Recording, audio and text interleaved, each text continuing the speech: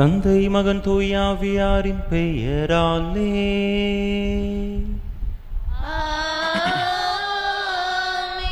நம் ஆண்டவராகிய இயேசு கிறிஸ்துவின் அருளும் கடவுளின் அன்பும் தூய ஆவியாரின் நட்புறவும் உங்கள் அனைவரோடும் இருப்பதாக.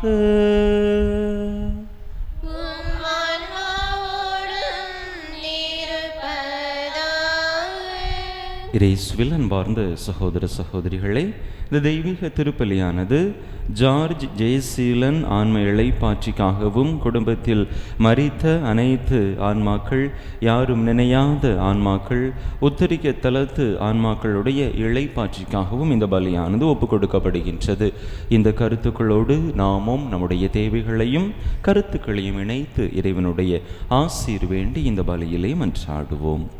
தகுதியான விதத்தில் இந்த பலியை ஒப்புக் கொடுக்க தடையாக இருக்கக்கூடிய நம்முடைய பாவங்களை ஏற்று மனம் வருந்துவோம். எல்லாம் வல்ல இறைவனிடமும் சகோதர சகோதரிகளே உங்களிடமும் நான் பாவி என்பதை ஏற்றுக்கொள்கிறேன். ஏனெனில் என் சிந்தனையாலும் சொல்லாலும் செயலாலும் கடமைகள் தவறியதாலும் பாவங்கள் பல செய்தேன். என் பாவமே என் பாவமே என் பெரும் பாவமே. ஆகையால் எப்பொழுதும் கன்னியான புனித மரியாளையும் வானதுதர் புனிதர் அனைவரையும் சகோதர சகோதரிகளை உங்களையும் நம் தேவனாகிய ஆண்டவரிடம் எனக்காக வேண்டிக் கொள்ள மன்றாடுகிறேன். எல்லாம் வல்ல இறைவன் நம் மீது இரக்கம் வைத்து நம் பாவங்களை எல்லாம் மன்னித்து நம்மை நிலை வாழ்வுக்கு அழைத்து செல்வாராக. ஆமென்.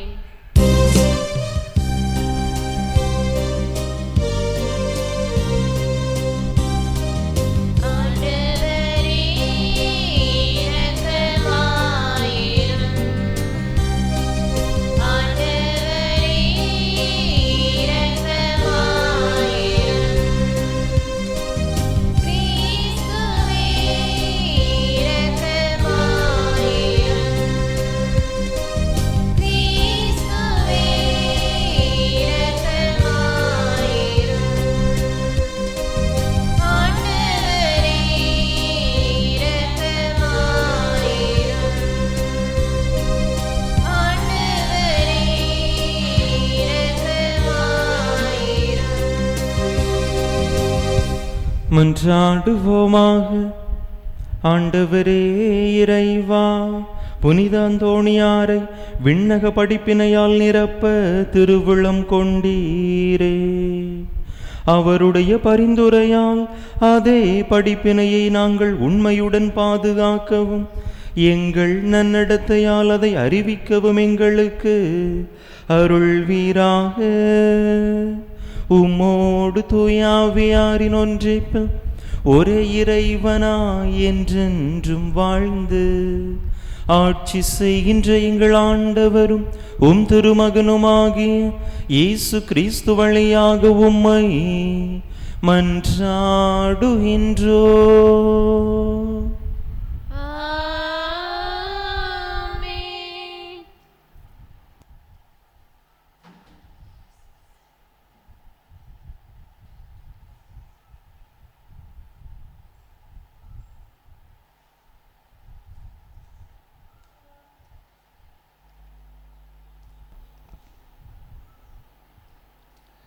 உன் பெயர் இனி யாக்கோபு எனப்படாது, இஸ்ரவேல் எனப்படும். ஏனெனில் நீ கடவுளோடும் மனிதரோடும் போராடி வெற்றி கொண்டாய். தொடக்க நூலிலிருந்து வாசகம். அதிகாரம் 32, இறை வசனங்கள் 22 முதல் 32 முடிய. யாக்கோபு எழுந்து தம் 2 மனைவியரையும் 2 வேலைக்காரிகளையும் புதல்வர் 11 வரையும் அழைத்து கொண்டு யாபோக்கு ஆற்றின் கரையை கடந்தார். அப்படி அவர்களை ஆற்றை கடக்கச் செய்தபோது தமக்கிருந்த அனைத்தையும் அனுப்பி வைத்தார். யாக்கோபு மட்டும் இவ்வாறு தனித்திருக்க ஓர் ஆடவர் பொழுது விடியும் மட்டும் அவரோடு மற்போரிட்டார். யாக்கோபை வெற்றி கொள்ள முடியாது என்று கண்ட அந்த ஆடவர் அவரது தொடைச்சந்தை தொட்டார். யாக்கோபு அவரோடு மற்போரிடுகையில் தொடைச்சந்தை இடம் விலகியது. அப்பொழுது ஆடவர், என்னை போகவிடு, பொழுது புலரப் போகிறது என யாக்கோபு, நீர் எனக்கு ஆசி வழங்கினால் ஒழிய உம்மை போகவிடேன் என்று மறுமொழி சொன்னார். ஆடவர், உன் பெயர் என்ன என அவர் நான் யாக்கோபு என்றார். அப்பொழுது அவர், உன் பெயர் இனி யாக்கோபு எனப்படாது, இஸ்ரவேல் எனப்படும். ஏனெனில் நீ கடவுளோடும் மனிதரோடும் போராடி வெற்றி கொண்டாய் என்றார். யாக்கோபு அவரை நோக்கி, உன் பெயரை சொல்லும் என்றார். அவர், என் பெயரை நீ கேட்பதேன் என்று அந்த இடத்திலேயே அவருக்கு ஆசி வழங்கினார்.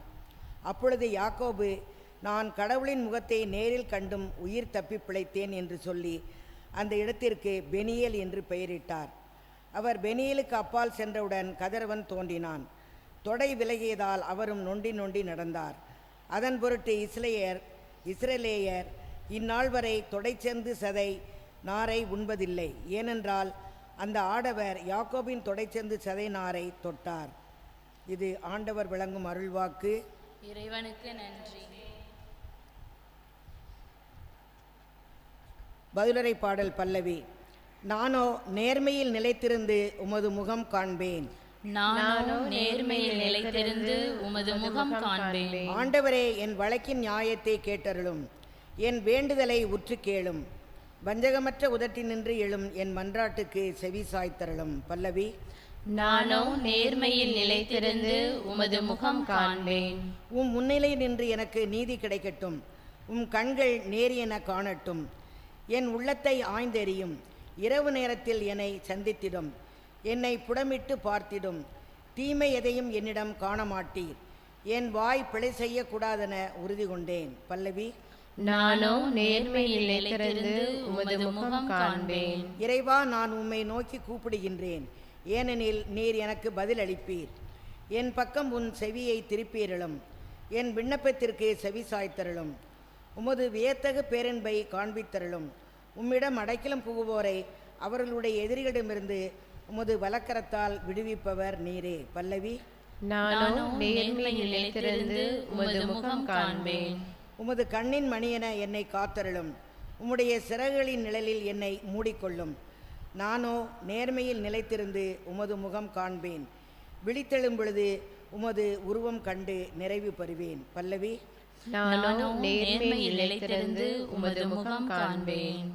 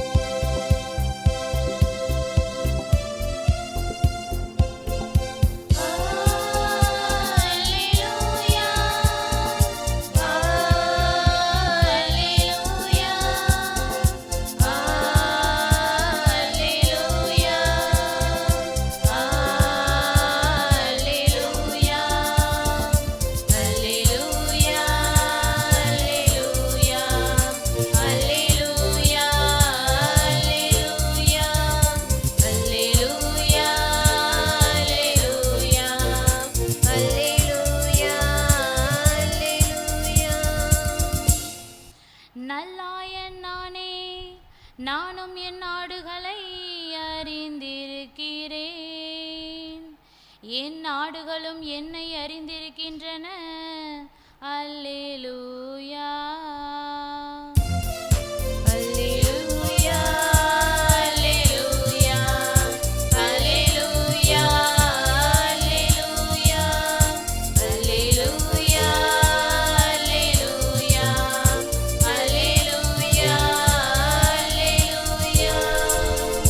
ஆண்டவர் உங்களோடு இருப்பாராக. மத்தேயு எழுதிய தூய நற்செய்தியிலிருந்து வாசகம். அதிகாரம் 9, இறை வசனங்கள் 32 முதல் 38 முடிய. அக்காலத்தில் பேய் பிடித்து பேச்சிழந்த ஒருவரை சிலர் இயேசுவிடம் கொண்டு வந்தனர். பேயை அவர் ஓட்டியதும் பேச இயலாத அவர் பேசினார். மக்கள் கூட்டத்தினர் வியப்புற்று, இஸ்ரேலில் இப்படி ஒருபோதும் கண்டதில்லை என்றனர். ஆனால் பரிசேயர், இவன் பேய்களின் தலைவனை கொண்டு பேய்களை ஓட்டுகிறான் என்றனர். இயேசு நகர்கள் சிற்றூர்கள் எல்லாம் சுற்றி வந்தார். எங்கும் அவர்களுடைய தொழுகை கூடங்களில் கற்பித்தார். விண்ணரசை பற்றிய நற்செய்தியை பறைசாற்றினார். நோய் நொடிகள் அனைத்தையும் குணமாக்கினார். திரண்டிருந்த மக்களை அவர் கண்டபோது அவர்கள் மேல் பரிவு கொண்டார். அவர்கள் ஆயரில்லா ஆடுகளைப் போல அலைக்கழிக்கப்பட்டு சோர்ந்து காணப்பட்டார்கள். அப்பொழுது அவர் தம் சீடரை நோக்கி, அறுவடை மிகுதி, வேலையாட்களோ குறைவு. ஆகையால் தேவையான வேலையாட்களை தமது அறுவடைக்கு அனுப்பும்படி அறுவடையின் உரிமையாளரிடம் மன்றாடுங்கள் என்றார். ஆண்டவரின் அருள் வாக்கு. கிறிஸ்துவே உமக்கு புகழ்.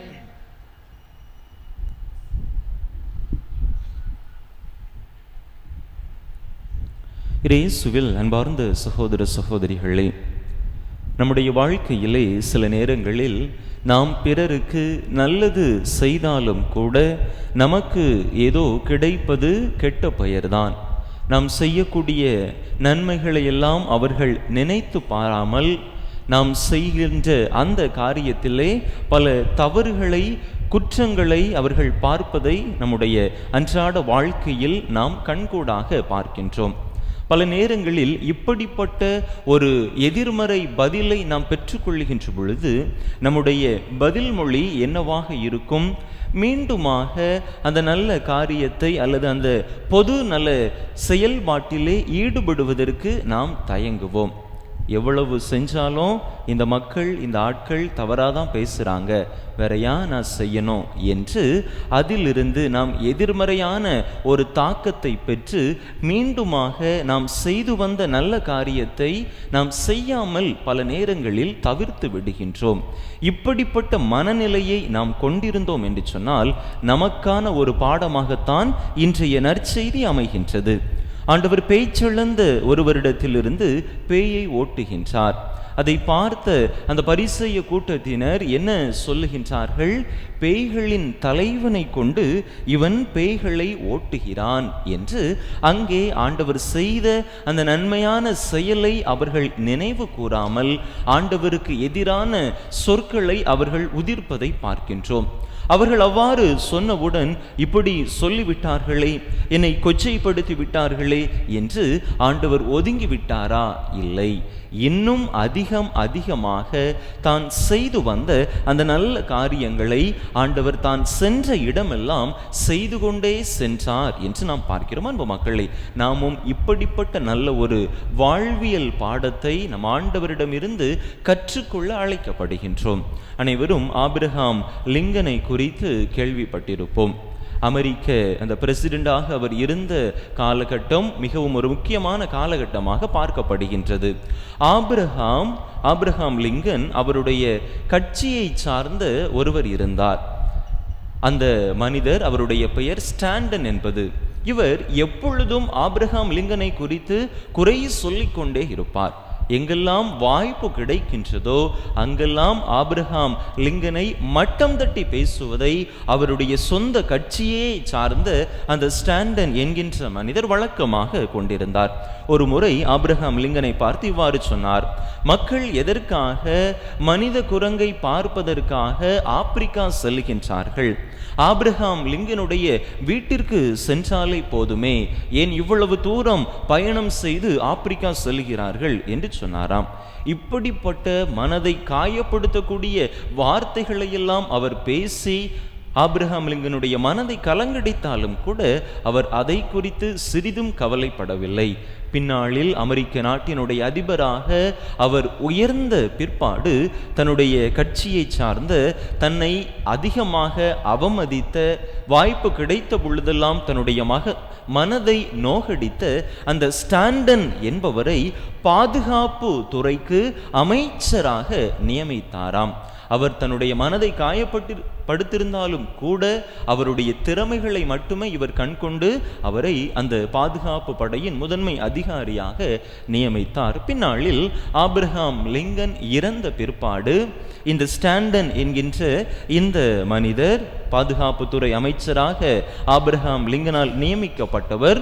அவருடைய அந்த இறுதி ஊர்வலத்தின் பொழுது அவருடைய அந்த பாடியின் முன்பாக, அவருடைய அந்த பிணத்தின் முன்பாக நின்று கொண்டு இவ்வாறு சொன்னார்: இந்த உலகம் கண்டிராத ஈடு இணையற்ற ஒப்பற்ற தலைவர் ஆபிரகாம் லிங்கன் என்று அவர் சொன்னாராம். அன்பு மக்களே, இதுதான் நம்முடைய நன்மைத்தனம் பிறரிடத்திலே ஏற்படுத்தக்கூடிய மாற்றமாக இருக்கின்றது.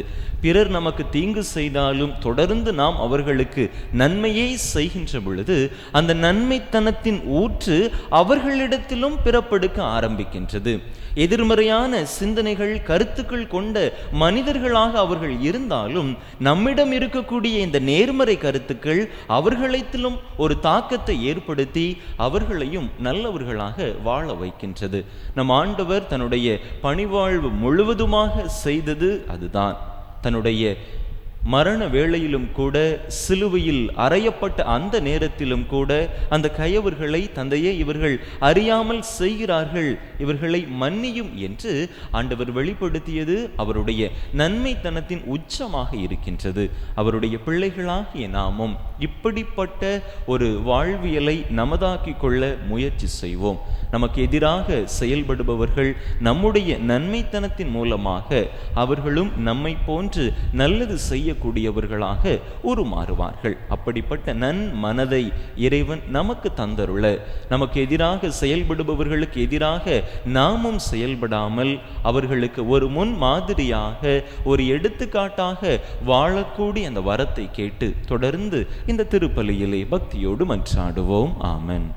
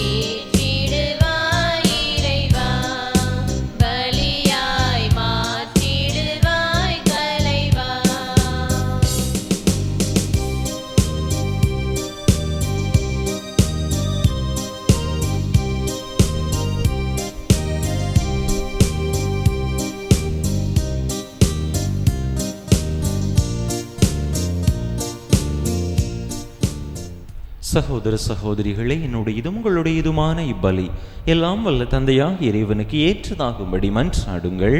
ஆண்டவர் தமது பேரின் புகழ்ச்சிக்காகவும் மாட்சிக்காகவும் நமது நன்மைக்காகவும் புனித திரு அவை அனைத்தின் நலன்களுக்காகவும் உமது கையிலிருந்து இப்பலியை ஏற்றுக்கொள்வாராக. ஆண்டவரே, தூய மறை நிகழ்வுகளை கொண்டாடும் நாங்கள் உம்மை வேண்டுகின்றோம். உமது மாட்சியை பரப்பிட புனித அந்தோணியாரை இடையராது ஒளிர்வித்தது போல தூயாவியாருடைய நம்பிக்கையின் ஒளியால் எங்களை நிரப்புவீராக. எங்கள் ஆண்டவராகிய கிறிஸ்து வழியாக உம்மை மன்றாடுகின்றோம்.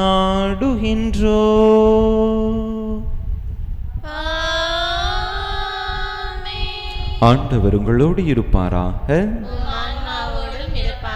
இதயங்களை மேலே எழுப்புங்கள். ஆண்டவரிடம் எழுப்பியுள்ளோம். நம் இறைவனாகிய ஆண்டவருக்கு நன்றி கூறுவோம். அதுவே தகுதியும் நீதியும் ஆனது.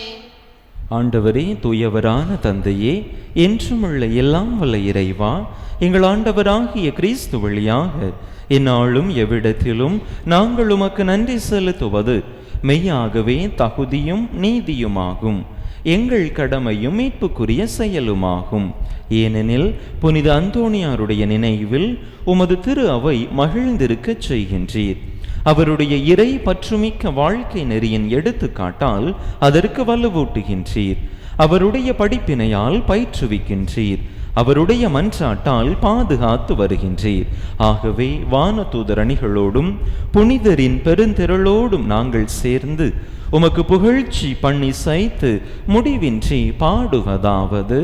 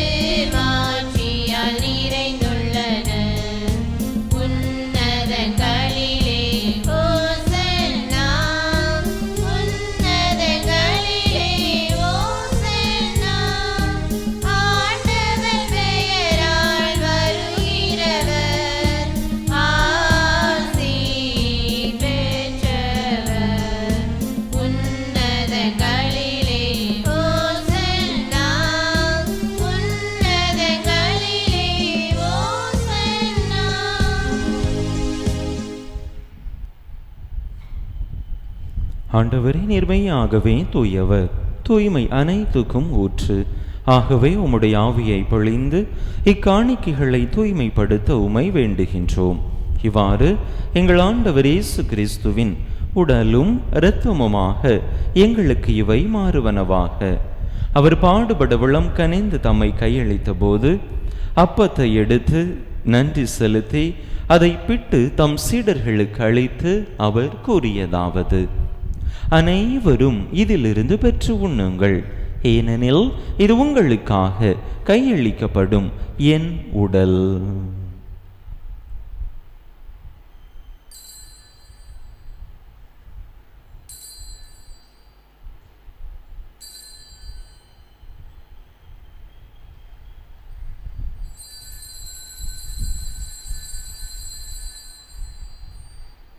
அவ்வண்ணமே இரவு விருந்தை அருந்தியபின் கிண்ணத்தையும் எடுத்து மீண்டும் உமக்கு நன்றி கூறி தம் சீடர்களுக்கு அளித்து அவர் கூறியதாவது: அனைவரும் இதிலிருந்து பெற்று பருகுங்கள், ஏனெனில் இது புதிய நிலையான உடன்படிக்கைக்குரிய என் இரத்தத்தின் கிண்ணம். இது பாவ மன்னிப்புக்கென்று உங்களுக்காகவும் பலருக்காகவும் சிந்தப்படும். இதை என் நினைவாக செய்யுங்கள்.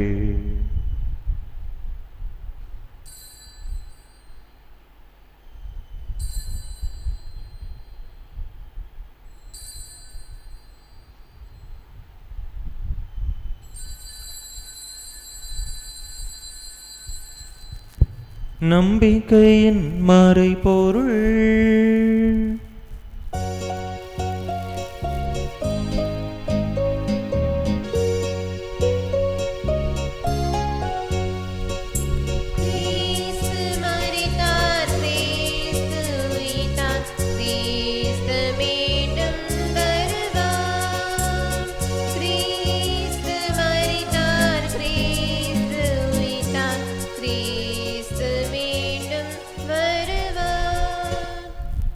ஆகவே ஆண்டவரே, நாங்கள் கிறிஸ்துவின் இறப்பினையும் உயிர்ப்பினையும் நினைவு கூர்ந்து வாழ்வு தரும் அப்பத்தையும் மீட்பளிக்கும் கிண்ணத்தையும் உமக்கு ஒப்பு கொடுக்கின்றோம். உம் திருமுன் நின்று உமக்கு ஊழியம் புரிய தகுந்தவர்கள் என எங்களை ஏற்றுக்கொண்டீர். எனவே உமக்கு நன்றி செலுத்துகின்றோம்.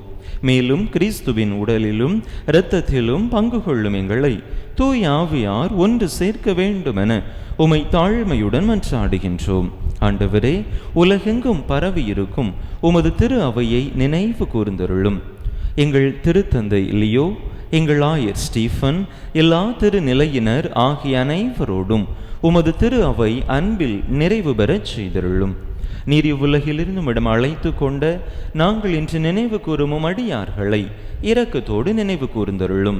உம் திருமகனோடு அவரது இறப்பில் இணைக்கப்பட்டிருந்த இவர்கள் உயிர்ப்பிலும் அவரை போல இருக்கச் செய்தருளும்.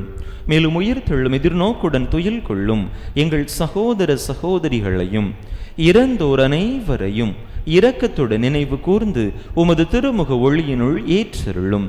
எங்கள் அனைவர் மீதும் இரக்கமாயிரும்.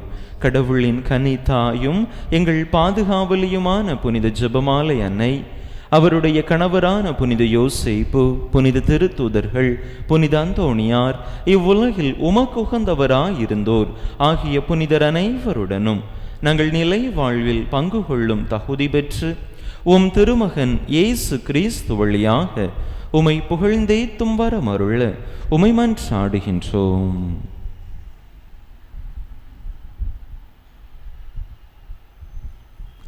இவர் வழியாக இவரோடு இவரில் எல்லாம் வல்ல இறைவனாகிய தந்தையே, தூய ஆவியாரின் ஒன்றிப்பில் எல்லா புகழும் மாட்சியும் என்றென்றும் உமக்கு உரியதே.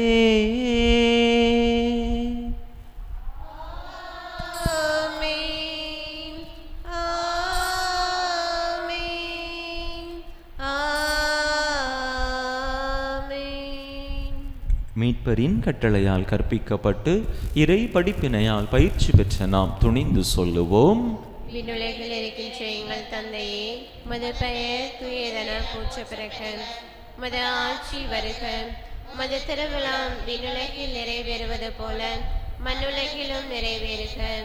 எங்கள் அன்றாட உணவை இன்று எங்களுக்கு தாரும். எங்களுக்கு எதிராக குற்றம் செய்வோரை நாங்கள் மன்னிப்பது போல எங்கள் குற்றங்களை மன்னியும். எங்களை சோதனைக்கு உட்படுத்தாதையும் தீமையிலிருந்து எங்களை விடுவித்தருளும். ஆண்டவரே, தீமை அனைத்தில் இருந்தும் எங்களை விடுவித்து எங்கள் வாழ்நாளில் அமைதியை கனிவுடன் அருள உமை மன்றாடுகின்றோம். உமது இரக்கத்தின் உதவியால் நாங்கள் பாவத்தில் இருந்து எப்போதும் விடுதலை பெற்று யாதொரு கலக்கமுமின்றி நலமாய் இருப்போமாக. நாங்கள் எதிர்நோக்கி இருக்கும் பேரின்பத்துக்காகவும் எம் மீட்பராகிய இயேசு கிறிஸ்துவின் வருகைக்காகவும் காத்திருக்கின்றோம். ஏனெனில் ஆட்சி வல்லமையும் மாட்சியும் என்றென்றும் உமக்கே. ஆண்டவரே இயேசு கிறிஸ்துவே, அமைதியை உங்களுக்கு விட்டுச் செல்கின்றேன், என் அமைதியையே உங்களுக்கு அளிக்கின்றேன் என்றும் திருத்தூதர்களுக்கு மொழிந்தீரே. எங்கள் பாவங்களை பாராமல் உமது திரு அவையின் நம்பிக்கையை கண்ணோக்கி உமது திருவிழத்துக்கு ஏற்ப அதற்கு அமைதியையும் ஒற்றுமையையும் அளித்தருள்வீராக. என்றென்றும் வாழ்ந்து ஆட்சி செய்கின்றவர் நீரே. ஆமென். ஆண்டவருடைய அமைதி உங்கள் அனைவரோடும் என்றும் இருப்பதாக. உம் ஆன்மாவோடும் இருப்பதாக. ஒருவருக்கொருவர் கிறிஸ்து வழங்கும் அமைதியை பகிர்ந்து கொள்வோம்.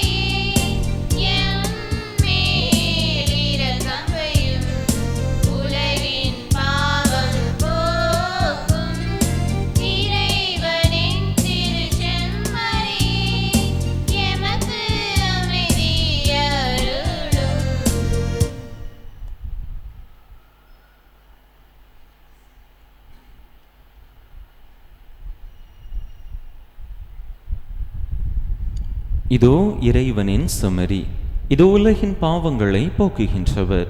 இந்த செம்மறியின் திருவிருந்துக்கு அழைக்க பெற்றுள்ள நாம் பேறு பெற்றோ.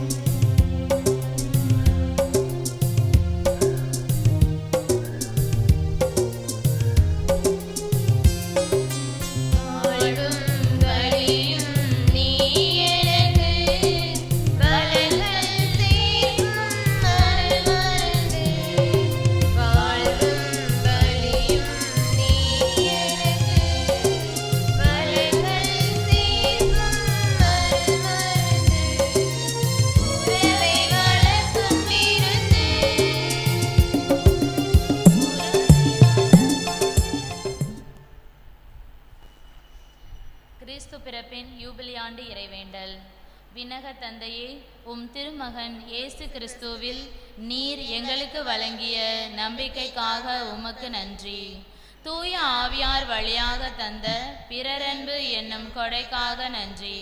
இந்த நம்பிக்கையாலும் அன்பாலும் உமது அரசின் வருகையை எதிர்நோக்கும் அருளை எங்களுக்கு தாரும். உமது நற்செய்தியின் சான்றுகளாக எங்களை மாற்றும். தீமையின் ஆற்றல்களை எங்களிடமிருந்து அகற்றும். நாங்களும் இவ்வுலகும் புதிய விண்ணகம் புதிய மண்ணகம் நோக்கிய பயணத்தில் இறை வார்த்தையால் மாற்றம் பெறுவோமாக.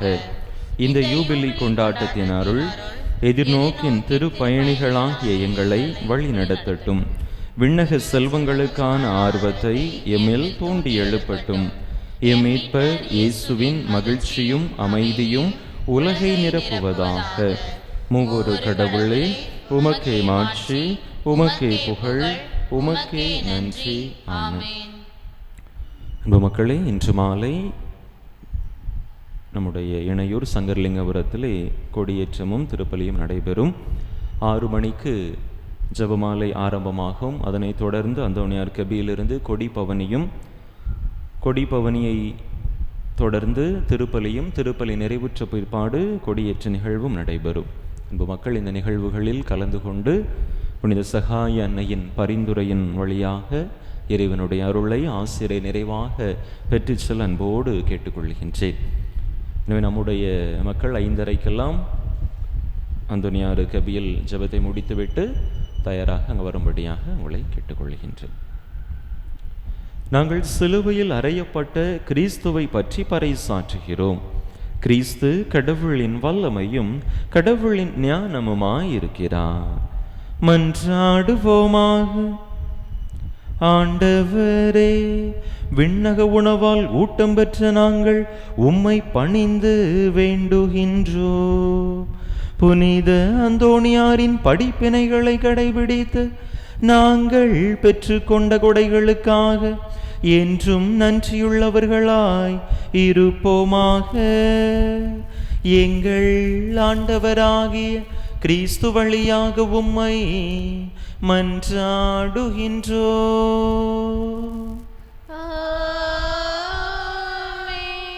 ஆண்டவர் உங்களோடு இருப்பாராக.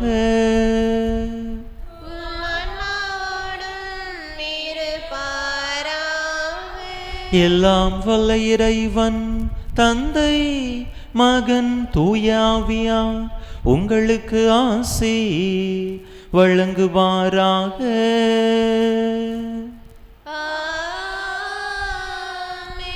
இறையாசிரை நிறைவாக பெற்றவர்களாக சென்று வாருங்கள். திருப்பலி நிறைவேறிற்று.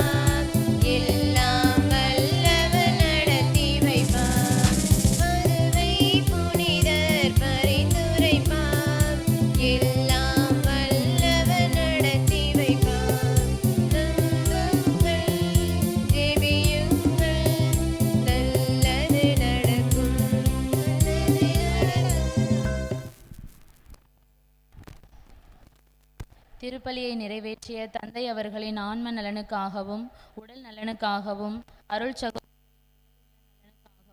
அவர்களது பணி சிறக்கவும் திருப்பலியில் பங்கேற்ற ஒவ்வொருவரின்